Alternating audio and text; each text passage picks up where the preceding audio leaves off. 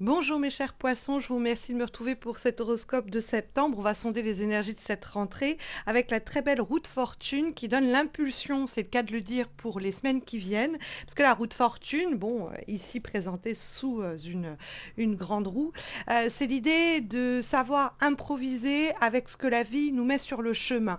Il y a l'expression anglaise qui dit quand la vie vous donne des citrons, faites de la citronnade, dans le sens où il faut réussir à tirer un bénéfice ou quelque chose de profitable de toute situation qui se présente, parce que la roue de fortune nous parle aussi des fois de coups de chance. Ça peut être des fois l'idée de piston. On a quelqu'un qui nous dit tiens, t'as entendu parler qu'on cherche à quelqu'un dans ce cadre professionnel, j'ai pensé à toi, et puis bah, c'est pile poil quand vous en aviez besoin. Ou votre voiture tombe en panne et on vous parle d'un garagiste pile à ce moment-là qui est plutôt honnête. C'est autant de synchronicités comme ça qui peuvent vous être profitables si vous gardez l'œil et l'oreille ouverts.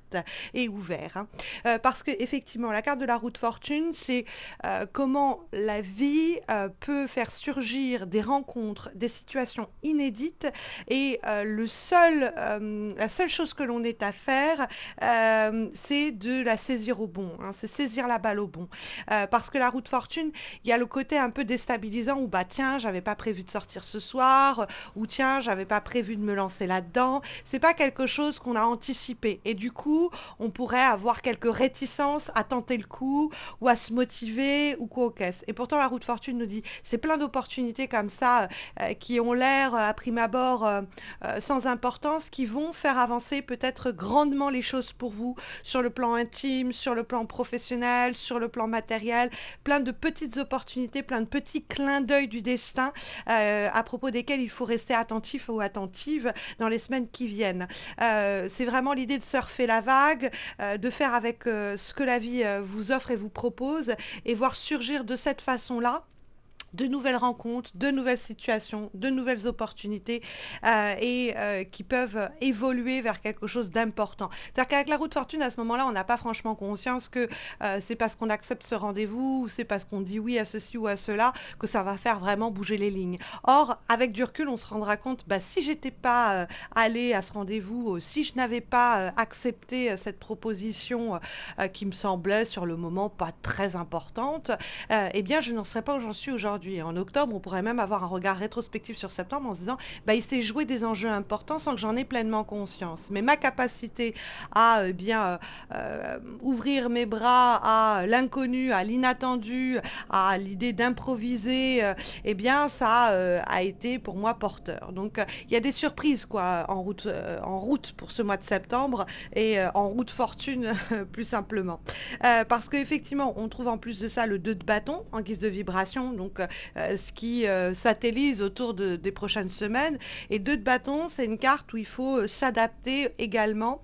C'est une carte qui nous dit soyons comme le roseau, sachons nous courber en fonction du vent sans jamais plier. C'est-à-dire on sait s'adapter, on se repositionne, on repense nos projets, on repense nos plans en fonction de ce qui se présente. On est toujours en train de réajuster nos programmes, notre programme, notre planning. On n'est pas le chêne enfoncé dans le sol qui veut pas bouger, qui veut rien entendre. J'avais prévu que c'était comme ça, ce sera comme ça, ce sera pas autrement. C'est la meilleure façon de se tirer une balle dans le pied, quoi. Donc le 2 de bâton, il matche très bien avec la roue de fortune dans cette idée que on va y aller un pas devant l'autre. Quelquefois, on va avoir le sentiment d'avancer à tâtons, c'est-à-dire on navigue à vue, on ne sait pas trop où ça va nous mener, mais faut se fier peut-être à votre intuition. Il y a peut-être quelque chose comme ça qui peut vous attirer, et c'est pas très raisonné ou raisonnable, mais vous sentez que ça a une possibilité de transformation, de métamorphose ou d'évolution. Donc écoutez-vous à ce propos. Mais c'est vrai qu'on peut aussi avoir avec cette carte du 2 de bâton l'idée que les choses vont pas se passer comme vous le pensiez au principe, comme vous aviez décidé de le planifier. Et donc du coup, il faut pas être, récalcitrant ou récalcitrante au changement. Il faut pas avoir peur de celui-ci.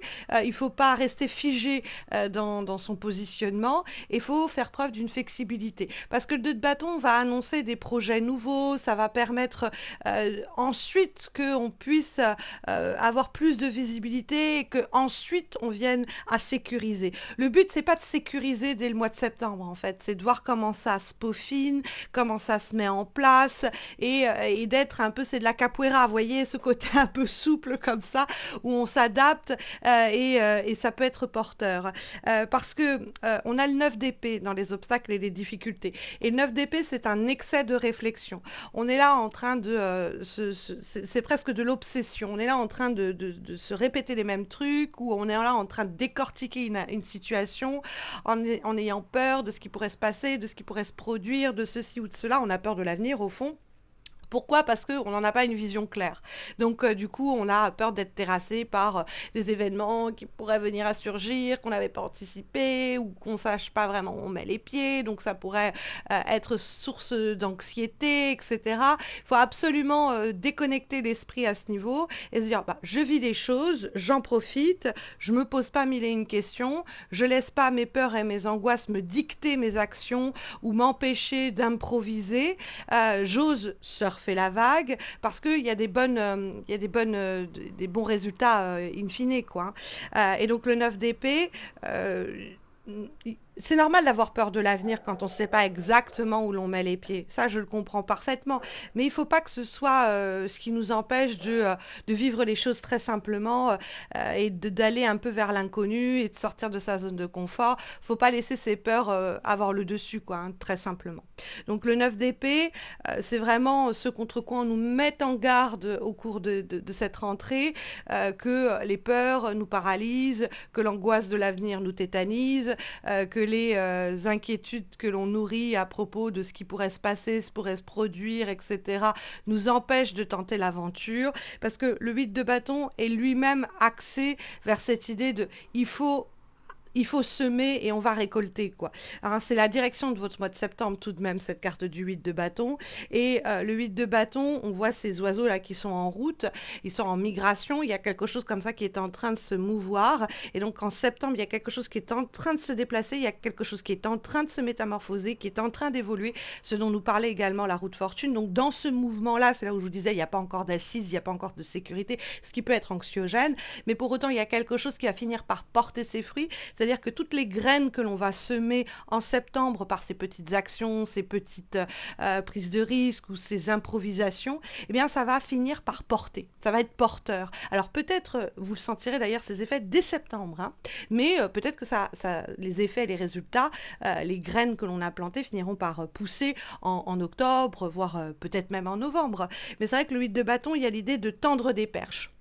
Donc soit tendre des perches symboliquement, c'est-à-dire finalement on tend au hasard, au destin, pourrait-on dire, des perches, on a envie de ceci, on a envie que cela se produise, du coup voilà, on jette des pièces dans le puits, quoi, on est en faisant un vœu, et donc toutes ces pensées positives et ces actions qui vont tendre vers la concrétisation de projets qui nous tiennent à cœur, eh bien ça va finir par aboutir à ce qui nous tient à cœur, mais ça peut être aussi la vie qui nous tend des perches, c'est-à-dire qu'il y a des opportunités qui nous sont proposées en septembre, qui peuvent passer par des petits rendez-vous ou des petites propositions anodins.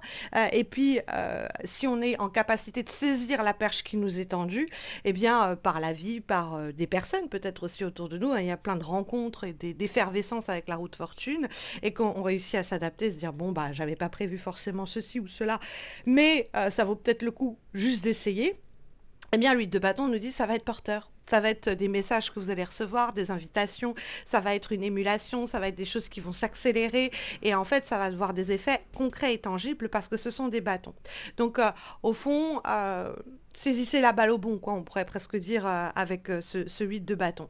Parce que comme avant-dernière, guidance pour, les semaines qui viennent, nous avons une lame issue, de l'oracle le plus positif au monde, the most positive oracle in the world, mes chers poissons, et nous avons la carte de la situation, train your mind to see the good in every situation. Désolée pour mon accent, donc, entraînez votre esprit à voir le bon dans chaque situation.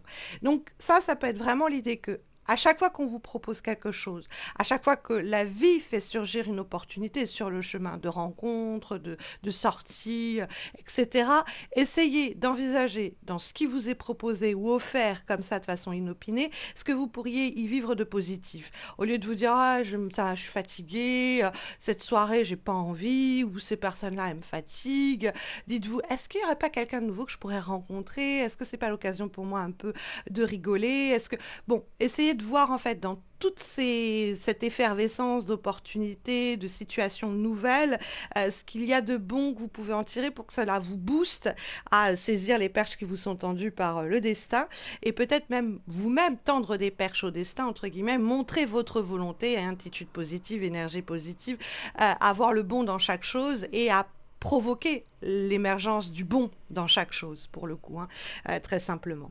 Donc ça, c'est l'avant-dernière recommandation pour les semaines qui viennent. Mais on a un dernier conseil, évidemment, qui est issu d'un autre oracle. Alors celui-ci, c'est un oracle français. L'oracle pop Chante la vie, qui, à partir de chansons populaires françaises, vous guide. Et nous avons ici Destinée de Guy Marchand. Destinée, on était tous les deux destinés. Alors évidemment, pour les personnes qui ont hâte de retrouver quelqu'un ou de rencontrer quelqu'un, il peut y avoir ici une allusion au fait que ces moments de rencontres multiples pourraient aboutir à la rencontre à laquelle vous êtes destinés sur le plan amoureux. Mais c'est pareil pour le boulot. Hein, vous étiez destinés tous les deux, vous et ce travail à vous rencontrer, vous et ce logement à vous rencontrer. Mais la question en fait du destin, c'est effectivement la roue de fortune est associée à la providence, elle est associée au destin. Donc il y a un peu, on commence, on termine avec une énergie de, il y a quelque chose qui doit se produire en septembre, à la condition que vous laissez ce destin venir vous cueillir, venir vous chercher. Donc les fameuses perches qui vont vous être tendues, qu'il faut absolument saisir et évidemment peut-être vous-même tendre des perches à votre environnement pour que ce destin vienne à s'accomplir, très simplement. Hein. En tout cas, ce sont ici les recommandations qui vous sont délivrées, mes chers poissons, pour les semaines qui viennent, en espérant que ça vous accompagnera au mieux en cette rentrée. Vous êtes nombreux et nombreuses à le savoir déjà que je suis en congé maternité, et pour tout vous dire, je devais accoucher aujourd'hui. Alors, il n'est pas dit que j'accouche pas cette nuit, mais c'était normalement mon jour de terme. Le petit monte, prend son temps et ne montre pas le bout de son nez. Du coup, j'ai travaillé sur les horoscopes. Mais imaginez qu'en cette période de grande chaleur et avec cette grande fatigue qui est aujourd'hui la mienne, faire ces horoscopes, c'était quand même quelque chose pourquoi il fallait que je me motive. Donc n'hésitez pas à laisser un commentaire, liker la vidéo, vous abonner si vous ne l'avez pas encore fait. C'est gratifiant et motivant, puisque en plus, il faudra que je fasse aussi les horoscopes d'octobre, fin septembre. Vous inquiétez pas, je les posterai en temps et en heure. Si je suis arrivée le jour même de normalement mon accouchement, je devrais y arriver avec le petit à la fin du mois. Mais le moindre des messages est voilà, boostant, on va dire. D'ailleurs, si vous voulez avoir des nouvelles de mes péripéties, vous pouvez me suivre sur Insta et Facebook, je vous tiendrai informé de la naissance. Vous avez les liens de mes pages Insta et Facebook en descriptif de cette vidéo. Et puis sachez aussi qu'en octobre, je posterai des guidances amoureuses trimestrielles, en plus des horoscopes de novembre évidemment, et que je suis moi-même en tant que tarologue pour vos tirages personnalisés de retour début octobre, partiellement, temps partiel, et je serai de retour à temps complet début novembre. Je vous souhaite à tous et à toutes une très belle rentrée, mes chers poissons. Prenez bien soin de vous, et puis à très bientôt, j'espère.